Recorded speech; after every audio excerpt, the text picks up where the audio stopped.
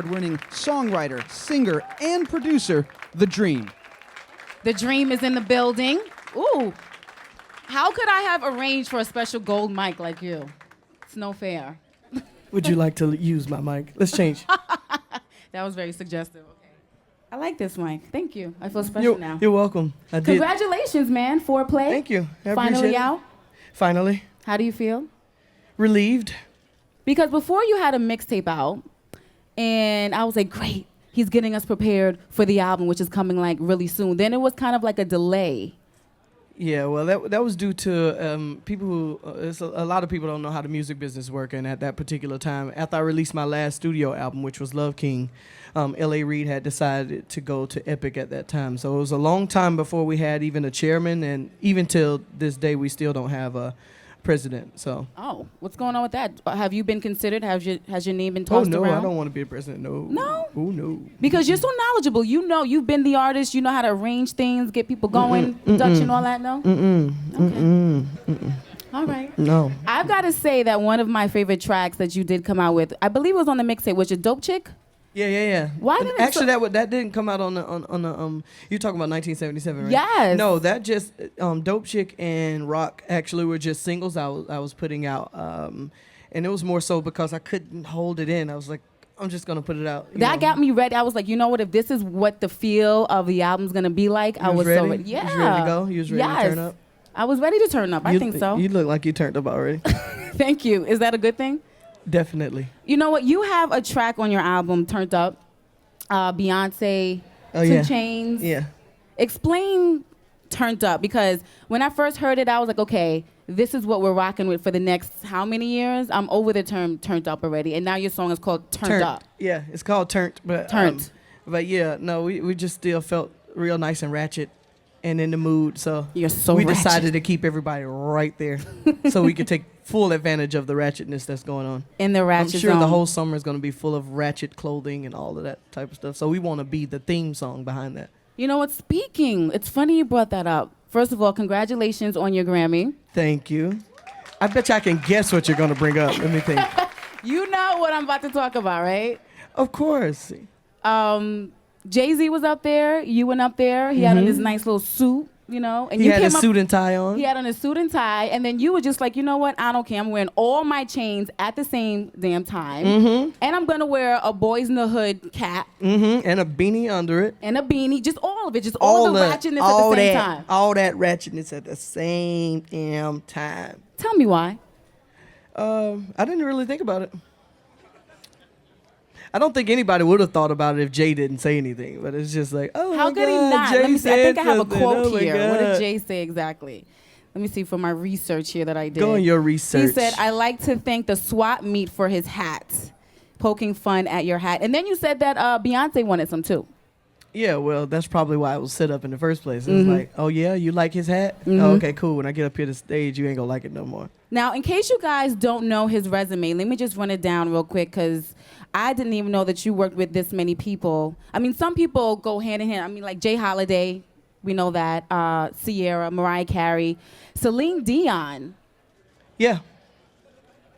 What did you do with Celine Dion? I don't really know her resume that well, so. It's a record called Skies of L.A. That I did maybe 4.5 years ago, I think. It's a pretty good record, a really big meaning, so it's probably why sometimes we don't hear about those records. I know, but it seems like you're so versatile that you can do anything, work with anybody.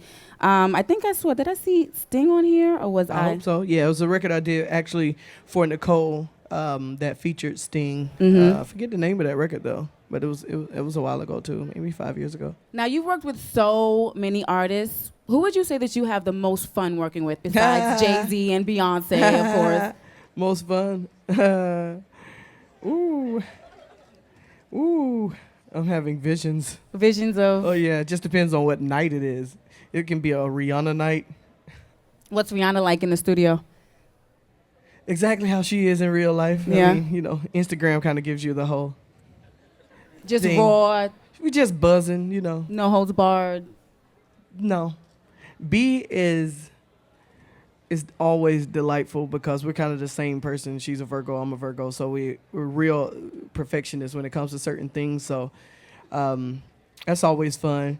Jay is always joking about something, and that's pretty fun to be able to actually get him back. But of course, I'm waiting for a stage. I'm gonna get him. Really? It's gonna be bad. You gonna get him back I got him lined getting up. on I'm you? like, oh my god, you can go back 20 years. I was like, You oh, had there to we go. expect that though. No, not at all. Actually, You were surprised when he said something? yeah. On stage at the Grammys? That was perfectly implanted. The Grammys? Yeah. I don't believe you were surprised. Why not? You think we planned it? Well, you knew you were gonna wear that outfit. I did. I knew 24 hours I was gonna wear that outfit. Let's see here. Who else do you have on here? You have Jamie Foxx, of course, and Drake. I think somebody that definitely shocked me on the list was Kim Kardashian. Oh yeah, that was actually the most fun I've had in the studio ever. Really? Talk to me about that. I think it was because we're not trying to really do anything. So it's like somebody trying to, no, seriously, it's like, yo, if I come to your job and you just invite me to your job and you're like, this is what I do, like try to host this show, and I try to host the show, but you're not really expecting anything from me, so we're having fun. So it was really fun, actually, to be in a place where I work and strive for perfection so much, to just be in there like, la, la, la, and do the thing. You know what I love about your songwriting is that when you write a song, like say for Beyonce, it sounds like it's coming from her own experiences, but you're writing this from like a woman's perspective, but it's so personal and it's so deep. How are you able to kind of like tap into that emotion that we actually feel that you're conveying? That part isn't, I don't think can be commensally like considered just about songwriting. I think that's actually just one of my gifts and blessings that I probably had nothing to do with. You know, I'm able to be those people most of the times, whether it's Rihanna and understanding what she's been through, and Beyonce, or getting on records that I've just done with Jay and understanding what that is, or Pusha T and wanting to be from Virginia and the game on Exodus, right? Yeah, just do my thing, and even being Kelly Rowland, for a day. So that's more of a blessing and insight and intuition than it is for me, like just songwriting merely. I'm sure a lot of it comes from your own personal experiences too, being in love. Definitely. Got to be in love, then you got to be out of love. How many times would you say that you have had your heart broken, if at all? Probably 3. By? I'm not telling you. Don't we want to know who he's had his heart broken by? Nobody wants to know that. Why not? There's like 3 people that say, yeah, but they don't really want to know. Okay, well, Nobody if you don't want cares. to admit it, but you've also done some stuff with Christina Milian. Yeah.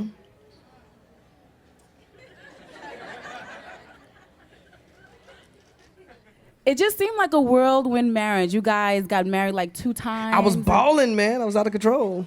Out of control. Of course, man. You guys. That was 09? I don't remember. I don't even want to tell you the I don't checks think I that was getting you've been for balling. the first Stop time. it. You've been balling. Oh, no, not that 2009 ball. It was a whole different balling. It's like, woo, how they get a black man that much money? I have no idea. The breakup seemed a little bitter at the end. Would you say that you I regret wasn't bitter. anything? No, you can't live in regrets. No. No. Only thing you can do is move forward and understand that human beings are human beings, and how somebody handles their frustrations, it varies from person to person. So for me, it's just, that's how she handles herself and how I handle myself, and just Woosah. So you wouldn't do anything differently in hindsight? Nope. Within your marriage? Nope. And you guys are okay now, co-parenting? Yeah, I'm good. Good. Don't you get a good vibe from me? I do. But when I listen to your albums, you make a body of work. It tells a story from beginning, middle, and end.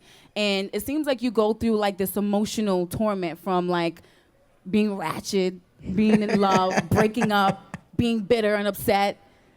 And then being in love again. Yeah. So a lot That's of life. Yeah. For a lot of people. And so what I'm trying to do is capture all of that. And that probably doesn't happen because it's on one album. Doesn't happen like in the duration of one album, but it can. Mm-hmm. But mostly, I try to make sure that I stay transparent to what it is that's going on in real life to other people. And I may have made the most ratchetest, sexiest R&B album out right now, which is kind of partially received. I'd have to say so. Do you guys have the album? If not, you have to download it on iTunes. Not the kids. Don't clap, kids. No, not the kids. We're going to keep it PG-13. Because there's some titles on there no, that... my older daughter asked for the album. I was like, no. How old is she? No, we're gonna make her a special album. She's 8. I'm literally gonna record her an album that she thinks is foreplay, and change what foreplay is. Like it's like no, it's like squares. Put 1 square, 2 square, 3, 4. It's interesting that you have foreplay. daughters, because I know a lot of men that do have daughters, and then they may have been living their life a certain way. Then they have a daughter, and it's like, what am I doing? Like what? Yeah, I've never been that guy. If Tricky was here, like I was the worst person to want to go out with, to ever go to that. Kids in here, that other club where they do other stuff at. I was the worst for that because I always felt like I didn't deserve it. So you can never get me. I don't care if I just made $2,000. I never understood why am I in the club spending money and I haven't done anything to deserve it. Like, so you could never get me out of the studio. I was there day in, day out, and everybody would look at me like, oh man, look at the crazy guy that's, that in my mind, I was turned up though. Yeah. I was like, well, you could bring that to the studio. Like, oh, do your thing, man. Do it. Woo. You could bring that to the studio, though. And then 2009 came in. Crazy. The marriage and everything, huh? So what advice would you have for your daughters? Because it's going to come a time when they get older and they're going to start dating. What do you say? What do you say? How do you prepare them for? Man. You can't prepare nobody for life. It is what it is. I'm quite sure my parents did the best that they could trying to prepare me, but there still were no answers for preparing me for me losing my mom at 15 or then losing my grandfather at 19 and having to live a different life than my peers, and actually if my rent wasn't paid, there wasn't a house to go back to. It was a real situation. So me dealing with that, being, I think even 20, having to be that much of an adult, was different from my friends who, still at home, like at 25, 26, like, what's up? Let's go out. I'm like, I can't really go out because they put a notice on my door. An eviction notice. Yeah. I've been there before, too. Yeah. Where did you grow up? Where were born and raised? Atlanta, Georgia. Yeah, Atlanta, Georgia. Go ahead, clap for that. Go ahead. Yeah, Atlanta, Georgia. Wonderful place.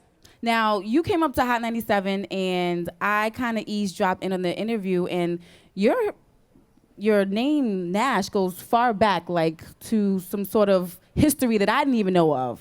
Yeah, well, definitely. You heard me break down the slave trade. I heard you trade. break it down. Yeah, well, whatever, I can't remember off the top of my head the name of what we were before my ancestors got here, but I knew sometime around the 1850s, 1860s, we were sold as slaves into New York, actually, and then transported down to South Carolina, where we were then sold again to this guy whose last name was Nash, and he was from Sparta, Georgia, and that's basically where my family kind of resided for, so long. So, yeah, I know a little something about myself.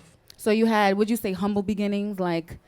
Oh yeah, what we had was switches. Y'all probably don't know if this is before the era of when kids can call and tell on you. Mm-hmm. What do you mean switches? What do you mean? Yeah, you go out to the tree and grab your switch, and your grandfather make you remember what you did for the rest of your life. Belts or whatever. Oh yeah, no, it doesn't hangers. matter. Oh, it didn't matter. Whatever they could throw, hit you with, just whatever. So would you say that being from someplace like Georgia, having humble beginnings, makes you who you are? Because some people might perceive you as being confident or egotistical. Yeah, well, definitely. That's what they probably would get out of it. But it's more so of when you do something wrong enough, you should know exactly what you need to do right. Like, I've already failed so many times. Like, How have you failed? Well, I've been doing music since I was in the 3rd grade. So I've been playing trumpet since then. So musically, if I'm not supposed to have confidence, in what it is that I'm doing, and I've been doing it since 3rd grade, then what am I supposed to have? Am I supposed to have doubt? I can't be 35 years old, made $40 million, and then doubt myself. Like, that. How about you say that again? 35, 40 million? Yeah. Does that sound egotistical? No, it's like, I took a lot of tax money and didn't pay taxes for a lot of years. I don't advise y'all to do that, but I did it. It wasn't that much money back then, though. It was like, you owe us like $800. They're locking people up now. No, they don't lock you up for a certain amount. They was like, oh, we good. Yeah. And did you think that Lauren was going to go to jail for what she did? You thought so? They got Wesley. They go get everybody. I know, but Lauren has 6 kids, and she just seems so righteous. Man, they about their money, man. Y'all would quit messing with the government. I don't play with them. I get it in, put it right to the side. Have it. Don't play with the government. Now talk to me about. Nobody got time for that. No, ain't nobody got time for that. Now, when I listen to your music, I hear a lot of Prince, Michael influence, R. Kelly, all of it. Your music does not have like one specific sound. It's like a plethora or a jambalaya of everything mixed together. Right. So moving forward, I mean, we're talking about this album now, but if you had a chance to work with, you work with so many people, your resume is extensive, but who's that one person that you would like, I need this person in the studio? Well, I've said it a couple times this week, and that would be Chris from Coldplay and probably Prince himself. Prince himself. Yeah. Has he ever reached out to you? Because No, he doesn't need to reach out for me. I mean, Prince is. I'm up sure there. he's a fan. He's a fan of music, though. He like- probably is, I'm sure, but he's not reaching out to me. It's like, I've tried to find him on several occasions and went to a couple of shows and stuff, but. How do you try and find Prince? How do you do that? I mean, it's the music business. It's not that big. Mm-hmm. Come on. You're in the studio, He's you're fine. like, yo, I gotta go find Prince. Where's he Yeah. at? Throw on my purple jacket, look for him, like, where he at? Like, let's turn up. Now, Chris from Coldplay, isn't that Jay-Z's boy? So that should Yeah. be pretty easy to do. Yeah, though. me and Gwyneth are pretty cool. So that should work out. Everybody knows what I'm talking about. Yeah, Gwyneth, that's Yeah, no, they know. wife, They you know. Yeah. They may not know. I don't Yeah, know. no, I got in trouble for defending her last year, so they know. Defending her for the N-word? Yeah, I remember. We did have an, we were turned up. you know what? Definitely. Just to give you a background on that story, was it N-words in Paris? Yeah. And she tweeted it. She actually tweeted Yeah, she did. the actual word. Yeah. And it seems like when white people hang out with black people Mm-hmm. that are in the music business, it kind of gives them the green pass to say the N-word. That was a little kind of line thing, though, because, she would never say that in person, of course.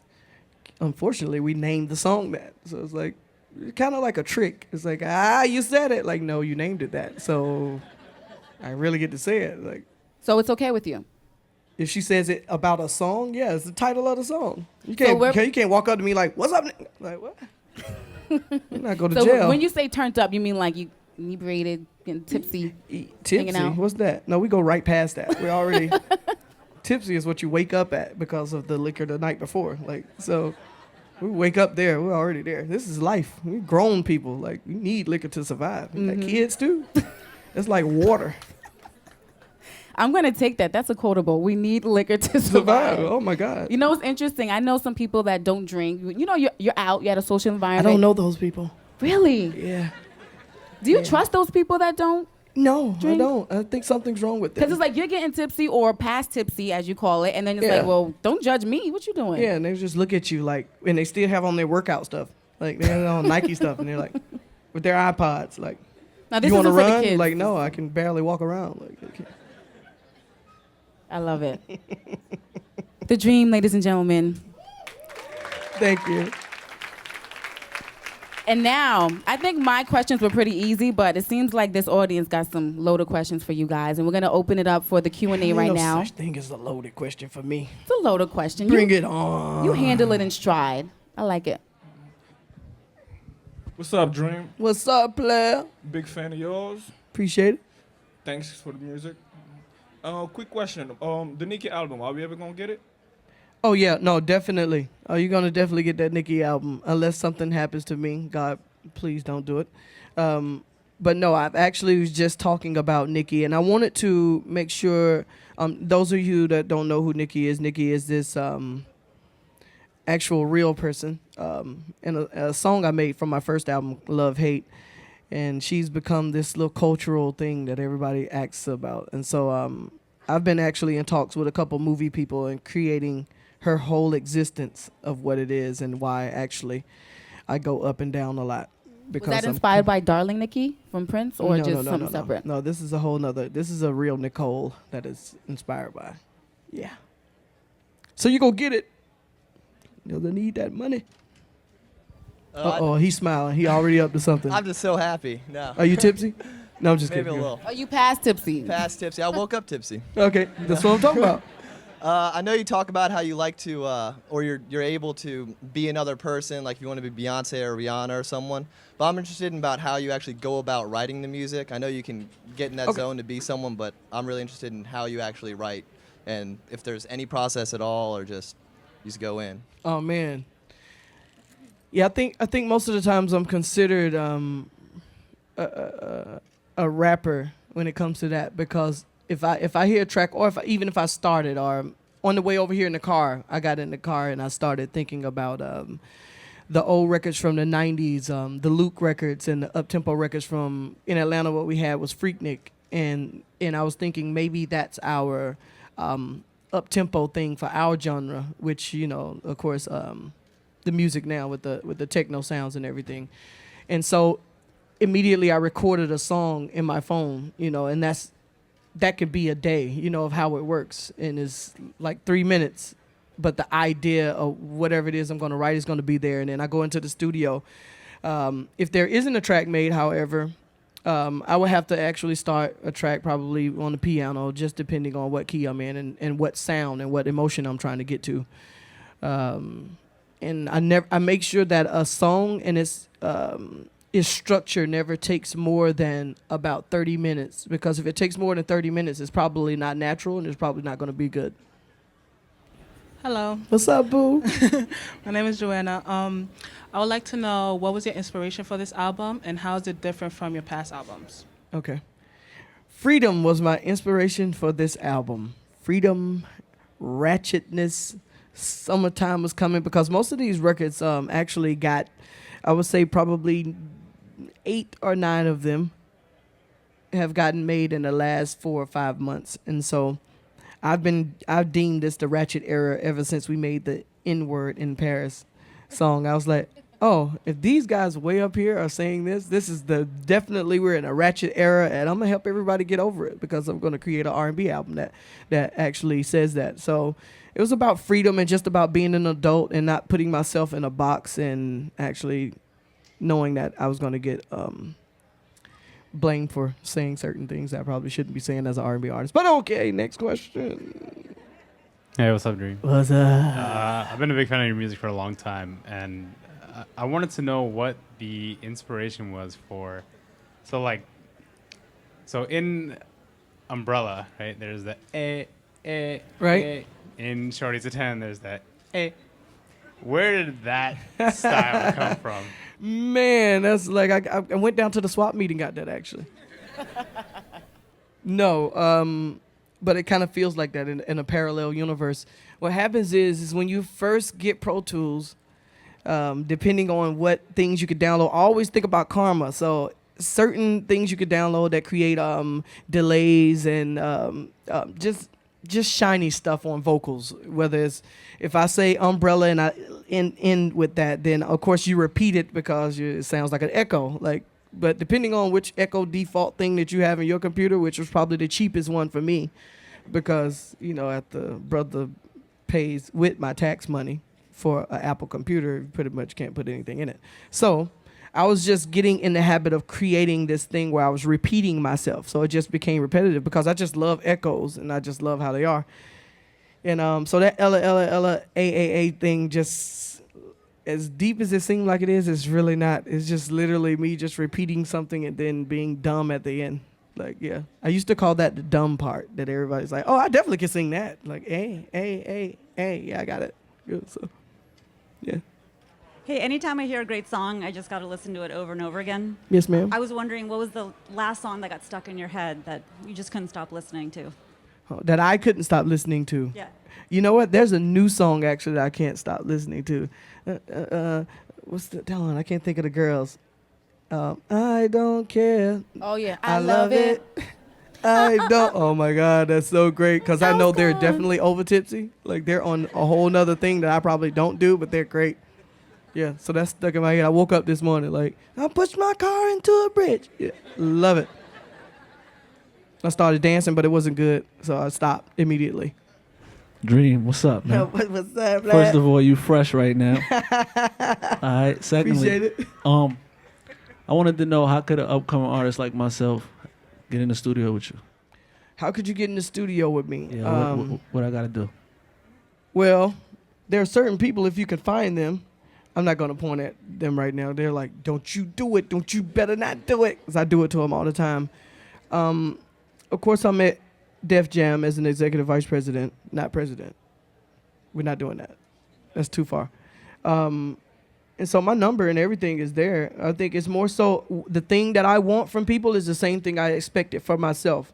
I didn't want anybody to discover me before it was time. I wanted to make sure that if I was heard, it was because I deserved to be heard and that you couldn't resist hearing about me. So even once I got to the point of writing Umbrella, they were looking for me. Like I never moved out of the studio. I never stopped honing in on my craft. I just kept moving until everybody so gently and eloquently decided to ask, who is this little nice dream guy from Atlanta? And then that's the way I want it to come to me. Like I don't want to be in a place where I don't demand the same to another person or a producer or a songwriter. I don't know if you rap or whatever it is. Rap? You what? You rap and you write? Yeah. I want it to be, because I'm around these people, man, that are very, very great at what they do. And it's a world now where everybody's doing music. Everybody's doing it. And the only way we can actually lift it up a level is we have to fight. We have to fight to be heard, and be heard not in a way because I see you somewhere and I'm saying, okay, let me hear you. I want to actually be walking and doing something else and hear about this guy. And say, you heard about this guy? He say he seen you actually at the Apple store and he asked you how he got on. And then I feel like, oh, okay, he heard something that I said and actually reacted to it. So, but I'm here though. If you got something great, I'll find it. Yeah, I'm not hard to find. Hey, Dream, I love the new album, and thanks for doing this. Oh, thank you, brother. No, of course. Hey, I wanted to ask you a question about your process. Okay. The song "Cry" and the videos on YouTube, and how you made that one, and the two songs off "Put It Down" and "My Love" off "Love vs. Money." It seems like the writing process. Is it always that easy for you? Are those atypical examples, or? It probably wasn't always that easy, but it becomes like it's easier to, I guess, to see that in somebody like I take for instance LeBron James. Because he's been on tape for so long doing it, like you can watch his kind of evolution of himself and watch him literally. If you go to a game before they start, you know who's practicing hard and you know who's not. Fortunately, I have a chance to see and have had chances to see most of the great guys that are out now. And LeBron is shooting that three-pointer like forever. He just keeps shooting it over and over and over again. But you never see it if you just watch the game on TV. But he's shooting it. I'm there before the game starts. And eventually it just begins to be repetitive, what it is he's doing. So my process is the same thing. I've been doing it so long that I've corrected what not to do automatically. I know what not to talk about. Like if I'm writing dirty laundry for Kelly Rowland, I know how to write it to have a conversation with somebody, and I know how to corral. So it's not even a thought almost, and it actually takes me back to even explain it, because I am definitely genuinely blessed that I can do that. But it has a lot to do with my ethic, I think. Yeah. Yeah, what is your favorite song of mine? My favorite song of yours? Probably "Wake Me When It's Over." Oh, nice. So I'm talking. That's a real fan right there. That's what I'm talking about, man. Now go drink some. Get over tipsy. Get over there. Are you looking to get back in the studio with Mimi at any point? With Mariah? Yes. Of course. We actually did something earlier this year, but she had the American Idol thing, and of course I was under her skin a lot. Like, yo, man, I don't know, all my friends doing all these shows and stuff. Y'all not doing music like I want y'all to, but yeah, we're supposed to actually finish up maybe in the next couple of weeks, actually. Yeah, all of my friends, by the way, that I write with, that I love so much, they can't wait for my album to come out and be done so they can call me and say, yo, my turn, let's go. So, yeah, she's definitely like, yeah, come on, bring it on. Amazing. It's actually one of my best albums and best collaborative efforts with her, the Memoirs album. Like, I think I did exactly what she asked me for. She asked me for an R&B album. I don't think her fans knew she was going to make an R&B album, but that's what she asked me for, and I think we made a great record. I'm going to go ahead and give a round of applause for yourselves. Did you guys learn something today about the dream? Learn something new about the dream today?